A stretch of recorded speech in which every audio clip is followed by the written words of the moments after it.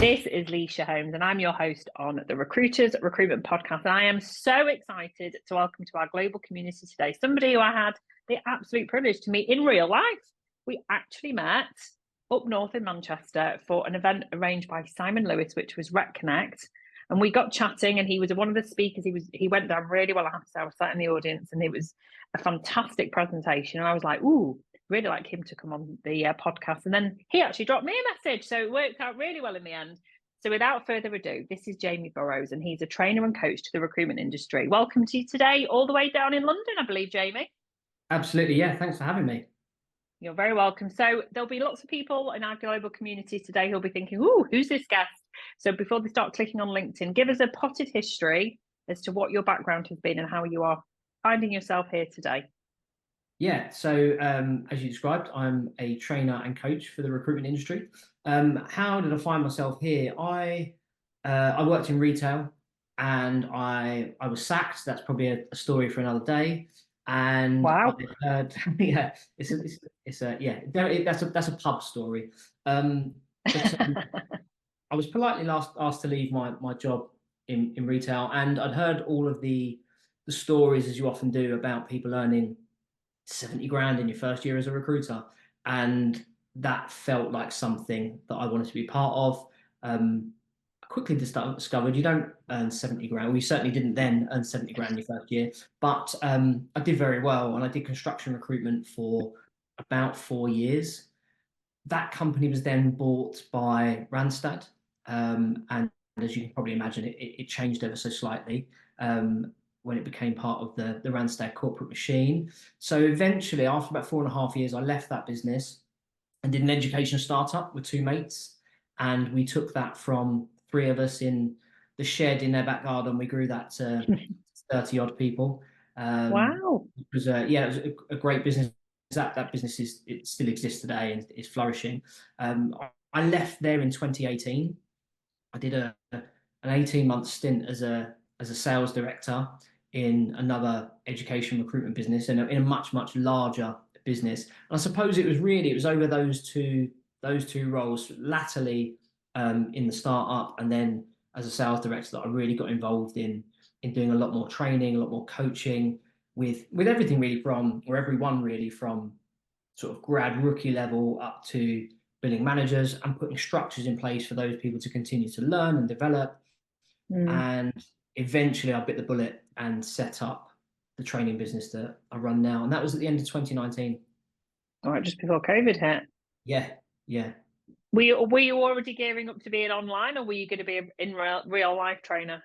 No, I've always been a real in-person person. Yeah. And yeah, the COVID thing kind of knocked me for six, really, because it's obviously completely out of the blue, as it was for everyone. But there was the immediate thing of I'd launched the business in November, December 2019. It was starting to look good, and clients on board, and then obviously bang, everything kind of cancelled. And so it was a bit of a weird time. But what I did do, I suppose, quite well, and like lots of people did actually, is I did loads for free during that period. And I think that built a level of reciprocity maybe, but also it meant I was still present throughout there. And actually, when we came out at the end of COVID, things just went boom. There was a lot of serendipity around at the time, wasn't there? That's for sure. But I felt you. I'm such an empath. When you said that at the start of 2019, we were absolutely flying January and February, and I remember a couple of clients saying, "What are you doing to prepare for COVID?" And I was like, China, I'd be all right, not coming here. And you look back on that, I look back on that conversation, I'm actually a bit embarrassed now. But I think that must have been quite a sort of a time where you had to, I guess you were very vulnerable, new business, but you probably had a lot of learning to do yourself, which you presumably then that can be a real foundation for empathy with leaders when you're going out and visiting businesses and understanding certainly the pain points they'll have gone through, definitely the last 18 months, because it's been a very challenging time as we record this now midway through 2024. It's been a really challenging, tumultuous time, really, even like we have the peak of 2022. And then, of course, it's been kind of, people have maybe relaxing where they're sort of focusing. I mean, have you seen people generally wanting to focus more on training and development, or are people seeing it as please tell me not the latter, that it's a luxury? I think there's a mix of both, actually. And Right. I suspect, you know what? I think people from a marketing perspective will probably tell you a similar thing, that what I found is that 21, 22 were like fantastic times for everyone. And Yeah. some of the businesses that I'm working with were use it or saw training as a way to maximize performance. How can we get even more out of this fantastic market? Yeah. There were some Yeah. people, if I'm being completely honest, that probably were looking at it and going, we've got money, we should probably do training. Let's do that. And then 23 and like into 24 now, you've got some people that have gone, we can't afford to train Yeah. people. Mm. There's other people that are looking at it that are saying we need to train our way out of this. Yeah. And then I'm sure there's others with their own opinions, but yeah, Well, that's kind here's of my opinion. Don't have an erratic strategy to two things that always get waylaid when there's a recession or there's a challenging market. The two things that always fall victim are training and development and marketing. And to me, if you have that erratic view where it's a nice to have and a luxury, you're never going to propel and really go for it when the market's flying, and then take advantage when the market isn't flying. The companies that I see that really flourish continuously, even when, like, if I look back over the last 18 months, are the ones that have a training and development strategy. They continuously invest in their people. Even the ones that are doing really well and are flying, they're saying, like, you know, what can we do to improve? They're not the ones that retrospectively saying, oh shit, we better get a business development training strategy in place when the market's not great. So I imagine you kind of, do you have to pick up the pieces from those companies? sometimes, but and the truth is, if it's picking up the pieces, that's all right, as long as everyone's transparent of, listen, we've neglected this, we've done nothing because Yeah. it was booming. Can we now get a strategy and a structure in place for how we go and win new business? Yeah, of course, like absolutely we can. I think and not very often, but recruitment can be quite ego driven, and sometimes there is what you say about picking up the pieces. Business owners don't always want to tell you about all the pieces that need picking up, and there can be a bit of a mask of, oh yeah, no, we're doing fine and we're doing this, and actually once you get under the skin of it, it's maybe not quite as it seems. But I those are imagine few if they're calling you, or if they're calling even me, they're opening the bonnet in their business and going, we know that something's not quite right here, something's a bit broken or missing. And I think that's absolutely fine. And, you know, I think that there's no shame in that at all. I'm a big believer in there should be no shame in anything. We're always all learning, and that includes business owners too, by the way. So you're coming at it from the viewpoint that your business was established based on the fact that you'd obviously, you know, been very successful in recruitment yourself, but you had a real passion for training and development. And I believe that your flagship training program focuses more on the body of people, the group of people that I personally think, and professionally, I think have the toughest job in recruitment, which is the sort of billing managers. So can we just contextualize that? What do you see as that layer in recruitment? Like, where are we in terms of what is a billing manager, and why do you think, maybe you disagree with me, why it's No, a challenging job? I completely agree with you. I think it's by far and away the hardest job. If nothing else, because it's two jobs. It's what typically happens, and I'm not sure anyone listening to this will be surprised, but typically what happens, or I see happen, is you're a really good recruiter. Now, because you're so good at recruitment, here's all these other people to look after, manage, train, and lead, and get them to do what you do. And the truth is, for lots of those people, that is not their skill set, or it's not yet their skill set. Nope. And they're often thrown in the deep end with very little direction, for no training, and there's no blame associated with this. This isn't a finger pointing exercise. I'm just reporting what I see. But I think the reason for it is because the people that went before them, that's how they were treated. And it becomes this self-perpetuating sort of never-ending cycle of, well, that's just what we do in recruitment. But it doesn't have to be like that. And I think with just a level of support or additional support, lots of those people can become leaders, or they can make a decision that this is not for me. And one of the painful things that you see is, or I see, is like really good biller transitioned or pushed into a billing manager, team leader type role, and then they go, sod this, I'll leave, and they're phoning people like you going, you need to get me out of here. this isn't what I signed up for. Yeah. Rather than actually there was like a consultative process of, look, this is where we see you, this is where we think you'd be great. We're going to support you on that journey. This is what it would be like. Yes, it will be hard. And at the end of it, it'll be massively rewarding. And throughout, there'll be huge rewards. But here's the support, here's the training to get you where you need to be. Yeah, I totally agree. I think I've always thought it's the most accidental hero job in recruitment, because that tends to be and I'm being very disingenuous, by the way, purpose for me as the host, but I think that is very common, probably more common in those companies which was my experience actually. When I became a billing manager, they hired me to be a billing manager and put me on a program. But actually, when I look back, they genuinely made sure all the foundations were in place, and then they gently added more people to my, I guess, my accountability. But I think for most people, it's not even, and I look back now and it's probably still very clunky, but we're talking 20 odd years ago. So I think it will resonate with a lot of people. And I know it wasn't a flippant remark. For most people, where they are not being invested in from a training development point of view, as they move into and transition, they are going to call a rec to rec, because they think that's their way out of it. So when it comes to you partnering your clients on how to ensure the strategy is in place, what measures do leaders that are listening need to have in place to ensure that they've got the structure right for the succession plan to create their own billing managers rather than hiring them in externally? I think there's actually a piece that comes before that, and it's and I'm running this for several clients at the moment, or a version of, is a future leaders type program where someone that's maybe senior consultant level can enter a training room for half a day, or maybe like a series of half-day programs where they learn what it's actually going to be like, and what are some of the problems that you face, what's the shit you have to deal with, and actually, do you want this? Like, does that sound like something that might interest you? And if it's a no, that's okay. We can revisit this in the future, or maybe it's like a absolutely no way, never. But giving people a taster of what might be the other side, rather than just a straight away, is it do you want to do this or not, or we need you to do this. So I think that's the first bit.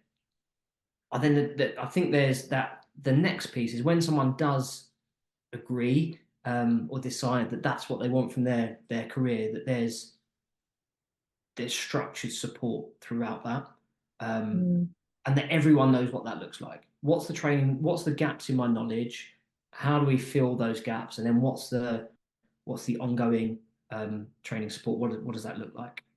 So it's managing the expectations, and then, but also having a parachute available for people that maybe start that journey and realize you don't know until you've done it. It's not like being a parent where you don't get to go send them back. You can actually turn around and go, there should be a safety net, right? That this isn't actually what I want, but what options do you see available to individuals like that? I mean, you can transition into a principal consultant role, I suppose. Yeah, I mean, like, most of the businesses I work with would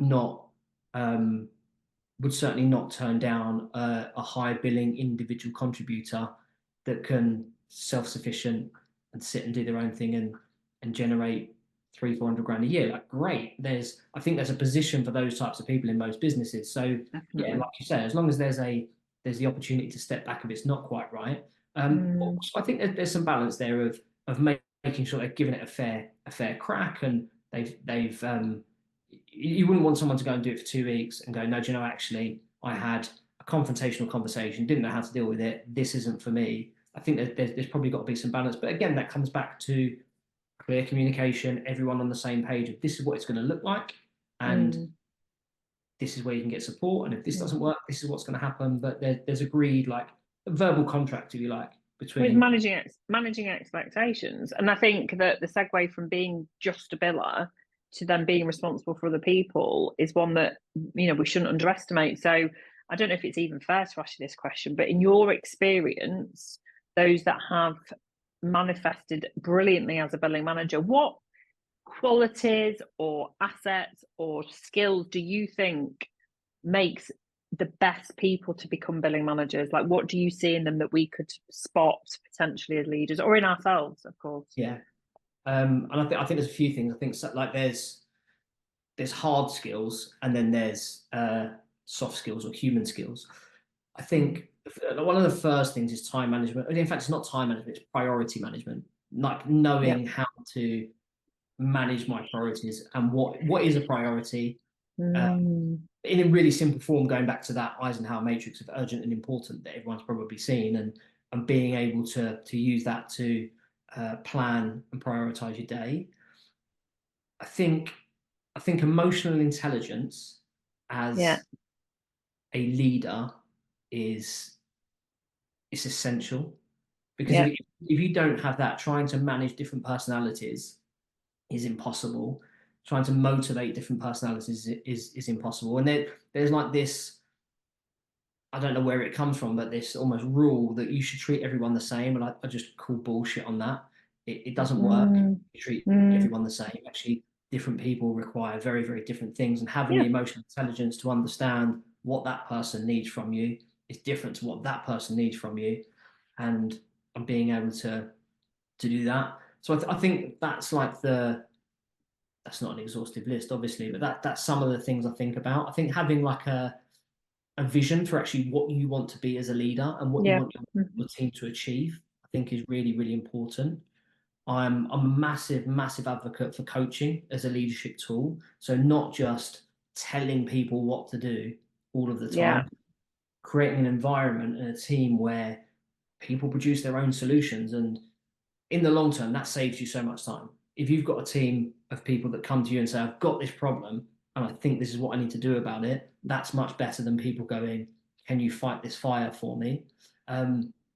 Which very often is the lack of delegation skills, going back to your very first point made, in which I think the blanket of sort of time management and prioritization is the biggest fall down I've seen personally when I've worked with other billing managers or I've heard feedback on, because that's where, learning how to do that and what that creates in terms of trust, and it all comes down to the communication again. It's actually multifaceted, that first point you made, but I think that tends to be where people fail, because that's not something that they either are aware of or know how to manage themselves.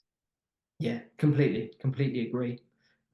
So I think, look, there's lots to it. Then there's things that like the harder skills that maybe later down the line people need to be taught, and like very few people at senior consultant level would have ever been exposed to a P&L. I was going to say the P&L, the balance sheet, the sort of understanding the figures, which is, I actually think that when we first set the clock back to the beginning of time in recruitment, we should have made everyone run their desk like a little microcosm of a business in P&L, but that's a whole different podcast.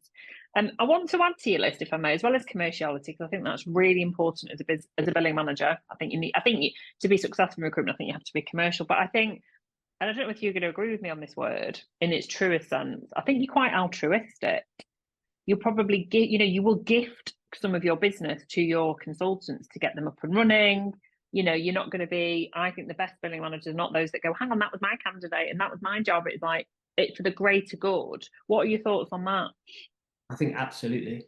And I think back to the first business that I worked in, the first recruitment business. And when I think back to it now, pretty much everyone was given their first deal.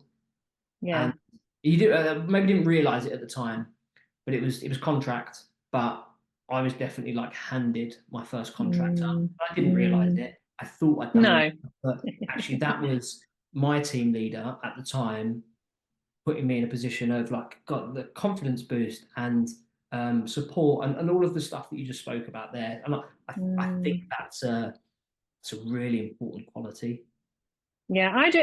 I genuinely do. And I think to last in recruitment, I think you have to be generous in nature to be a successful recruiter, full stop. But I think to become a leader of people, you are interested in and you are motivated by them flourishing. And the only way they will flourish is occasionally you are the bigger person, I suppose. You've got more experience than them. And I think it often gets overlooked. I really do. I don't think many people have ever come to me and said, we want someone who's quite altruistic. Well, how do you demonstrate that? Yeah. But I do think it's something that if you recognize that in yourself, you will make I think a really strong leader who, when you're feeling a little bit under the cosh by all the other elements that you have to do, that's what will possibly drive you. You talked about values match. Your values as a leader, you have to match the business broader values. But I think when you're creating your own team, that's what will define you and hopefully make you an award-winning team, the best team in the business. Yeah, and that's like the values thing. I think is massive. Like it's so important. It's one of the first exercises we do in one of the programs, is that getting really clear on what are your values as a leader, and like knowing yourself, and then you can behave in an appropriate way and conduct yourself in an appropriate way. I remember that from what you did at the Rec Connect event. I remember that bit. That's what really stood out for me, the value side, because I just think I turn the clock back, like, because you've been doing recruitment a very long time too. Can you imagine talking about stuff like that in the 90s or the noughties? Like, people have gone, what bullshit, what are you smoking, love? Yeah, So I just get on the phone, get your Vela pages back out. Now, I think it's really important, and it would be remiss of me to not ask you this, but from a remuneration point of view, if we're really wanting to incentivize our billing managers, how do you believe they should be incentivized from a financial perspective? I don't think there's a one size fits all. Okay. But I've seen variations of it that are very different remuneration schemes that have worked really, really effectively. I think what I would say is I think in my experience, a constant stream of income for the additional work that you do, rather than you get this bonus at the end of the year. It feels too far away. Yeah. As long as there's a constant thing of, yes, it's hard at times, yes, it's a bit shit, but I'm getting rewarded for the additional work, input, effort that I'm putting in. I think that has to be a gradual thing. But I think there's lots of different ways of doing it.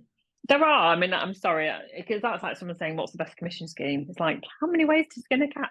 I hate that expression, but I agree with what you've said there. And I think, again, from the other side of the desk, very often I get a lot of billing managers who come to me covertly because they don't feel they're being rewarded effectively. Their personal billings have been compromised because of the more people in their business, which is the right way to model it.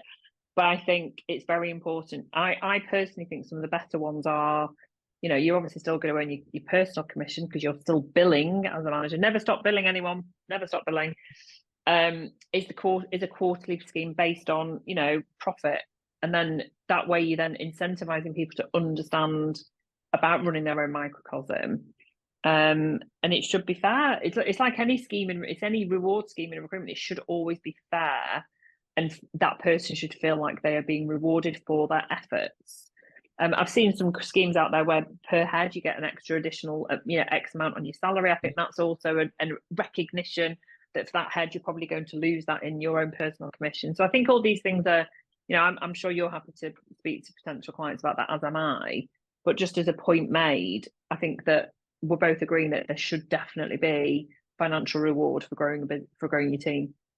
I think there's two really important things you mentioned there, and I think I'd look at my starting point for this would be, if this person is going to look after 2 additional people, how many hours do you expect that to take from their week? And then how much money do you expect them to earn additionally? And do those 2 things match up? So it's going to take 3 days a month total of their time, and you're going to reward them with an extra 100 quid. Well, that doesn't balance out, right? Nope. So I think that's the first thing. The other thing you said there that I think's very few businesses do this, but it's so important, is if possible, and it's one of the things I changed in the previous business, if you can start to reward your team leaders based on net contribution, you're in a much better place. Because it becomes, like we said there, you're a team leader, you've never been exposed to a P&L, and you go, well, I've got my consultant and they did £5,000 last month. Go, great, actually they cost us 4,995, so we've got £5 of net contribution. Let's reward you on that. I think actually from an understanding how a business runs perspective, that's a better learning, I think. I think so, and I think the other reason it does that is that it has such a cascade effect on the language that you use as a leader when it comes to agreeing terms with your clients, squeezing an extra few percent out of each client, because actually that will absolutely go on your bottom line. It's not going to cost you any more money. We're not talking about not buying coffee for the office here. We're talking about making more money at the top end of it. So I personally think that's the right way to do it. And I'm sure that there'll be lots of debate when we've discussed that. The other things that I want to talk to you about today is the Billy Big Balls. don't know if you're listening to this now and you are the biggest biller in your business, but I want to ask you, and I am absolutely going to sort of pinpoint you on this. What does a big biller look like these days? Let's talk numbers. Let's talk perm and contracts.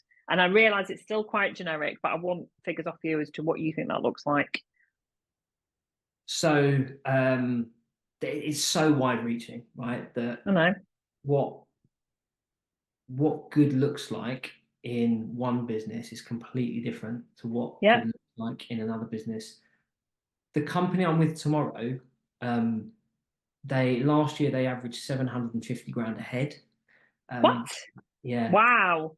Yeah. They're a phenomenal business. And like I look at that, and that's the highest performing team that I do any work with. Like those are big numbers. There's also a business that I work with that their average margin is £1.27. And so the volume that you have to put out in there, and for someone to go and do 200 grand in that business, it is hard, like that's really, a lot really of hard. hours.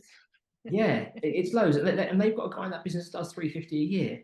And so like I think that's phenomenal levels of performance in that industry. And then you've got these guys over here doing those sorts of numbers. I'm not sure, and I know this makes it sound like I'm just trying to like not answer the question, but I don't think I can put a number on that's what a big biller should be doing, because I think it's so dependent on the industry that you're serving. There are nuances, and it's, I know, I'm sorry, I was chuckling away because I get asked it all the time, and it's contextual, because you get some who maybe those 750 bidders, by the way, that's absolutely fucking awesome. Bravo to you guys. But also, it's the guy that's doing 300 grand in a £1.26 an hour margin company. You know, that's a lot of work. I've placed people who've done, you know, relatively low level stuff, and they're billing, you know, same sort of 300-400 grand a year. And I'm like, how many placements is that a year? Just imagine if you were doing that in a higher value market. So I think it's always contextual. Okay, let's answer it in a different way, because I imagine this will probably be not easier to answer, but I can hopefully pinpoint you. How do we know whether we've either got the potential to become a big biller in our business as recruiters ourselves? And then the second part, so part B, is as leaders, how do we spot future big billers when we're interviewing them? Great question. So I think there's a couple of things that you can spot that people bring to the table. I think there's some things that there's definitely things you can teach people. That emotional intelligence thing comes up again. That if you want to win friends and influence people, candidates, clients, whoever they might be, you need emotional intelligence, or a high level of emotional intelligence, and that's not a given. Like, there's not lots of people that have that. It is something you can learn, but I think that's important. Commercial awareness, I think, is a massive thing. Someone that can spot a commercial opportunity, and then decide what they need to do with that, whether that's in conversation with someone else, but actually spotting the opportunity in the first place. So having that awareness, I think, is really important. And maybe this leads into it. I think I like people that are curious, like people that are like constantly curious about their market, about curious about people, what makes people tick, and like having this like thirst for knowledge. I'm yet to meet someone that bills loads and loads of money that doesn't read a lot or consume content around personal development. It's like, I think that can be really insightful. When you can get this interview stage, you ask someone at interview, what was the last book you read? And depending on what they answer, I think can probably give you some insight into that stuff. I think after that, I think there's a few things that are really important. I think knowing or being able to create a correlation between your activity and what that results in, your metrics, your ratios, call them what you will. But if I do this, I should get this. And we'll all see this. Recruiters coming in, opening a laptop and not even know where they're going to start or why they're doing what they're doing. Actually knowing, if I do this activity, the science tells me that actually I should get this because I've worked on my ratios and my metrics. That's really important. You can teach someone that. I think more important, like something that's becoming more and more important, is the ability to write. Like when I started in recruitment, it didn't matter really if you could spell. And now, because 90% of your relationships will start with a telephone It was on call. the phone. The truth is, like now 90% of them probably start with a keyboard, and the telephone comes after. That's not to say that's not the most powerful piece of kit that we still have. It is, but the ability to write is essential. Kind of mentioned it earlier, but the ability to communicate with different people is essential, and then influencing the thinking and behaviors of other people. And maybe that loops back into, you've got to have that emotional intelligence thing before you can. I think that's your starting point. Can I also add one thing, which I think has become a little bit of a dirty word? Well, it's two words actually, but it's hard work. And the problem you've got, the disconnect you've got, is that if you are a new recruiter and you're sat there watching, the top biller in the business, they've reached their elite status before you joined. So you won't have seen the 12-hour days, you won't have seen the 50 calls, you won't have seen them working every hour, speaking to all the dud candidates to get to the good ones, and when they become the top biller, they've honed their skills over many, many years. And I think it's really important that it's said sometimes that actually everything you said, absolutely. There's also a bit of luck in there, by the way. It's luck on the desk that you work on. I do think that, I genuinely do. But it's down to hard work as well as everything else. I completely agree. And I think I've done a couple of posts on LinkedIn about this recently, and they haven't been well received by all quarters.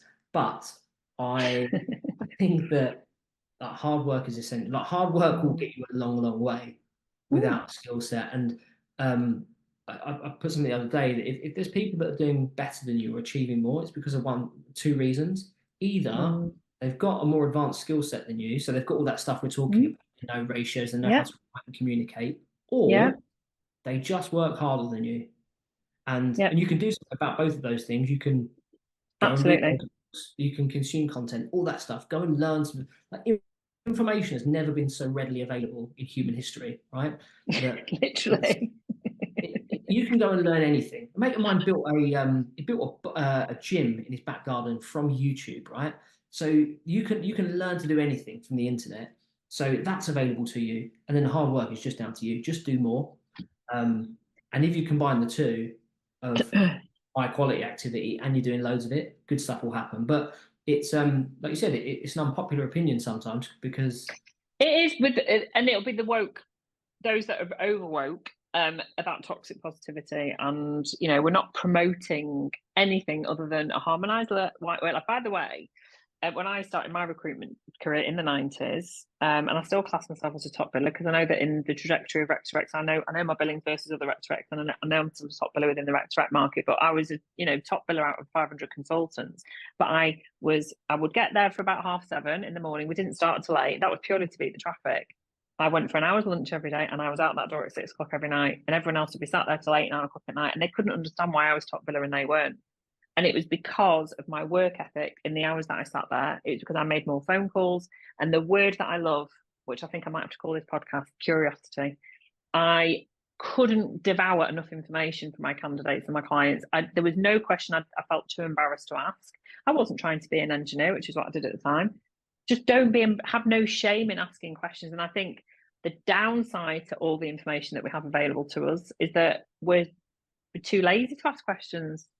And we shouldn't be. We shouldn't assume anything at any stage in the process. And I think that some of the best billers I've seen are those who relentlessly want to continue to learn and will never stop asking the questions. Yeah, I think that's so true in so many different ways as well. I think there's a lot of, I'm guilty. I definitely had this when I first started. I did mechanical design engineering when I first started doing Me recruitment. too. We probably competed with each other. Probably. But I knew nothing, right? I didn't know anything, and I didn't want the people on the other end of the phone to know that I knew nothing. So what it did, it meant that I was reluctant to ask those curiosity questions of like, wow, like, tell me more about that. Like, what does that mean? It's whereas actually if you lean into that and embrace it, like, so much good stuff comes back your way? Oh, I leaned in, Jamie. I leaned in so much that they would come and draw stuff for me, because I used to meet all my engineers, and then I'd have them drawing shafts and valves and all sorts, and I still to this day wouldn't understand a clue what they're doing, but they were so excited to show me, because I was just like, how does that work? I don't understand. Yeah. So I think that's a brilliant way to finish. Lean in to what you don't know, because then, believe it or not, you'll end up knowing it. I genuinely think that. We could talk for days, couldn't we, Jamie? Have you enjoyed, by the way, this was Jamie's first ever podcast appearance, which I've forgotten to mention that at the start. I normally say this is someone's podcast cherry, but I think you've done brilliantly. How's it gone for you? Wonderful. Yeah, it's the first of 3 over the next 2 months. So wow. thank you for popping my cherry. You're welcome. Well, you've been an absolute delight. So for anyone who wants to know more, make sure you connect to and follow Jamie over on LinkedIn. Thank you so much to Simon Lewis for hosting the original event that connected me and Jamie together. We'll make sure we're tagging Simon. And thank you, Jamie, for joining us on the Recruiters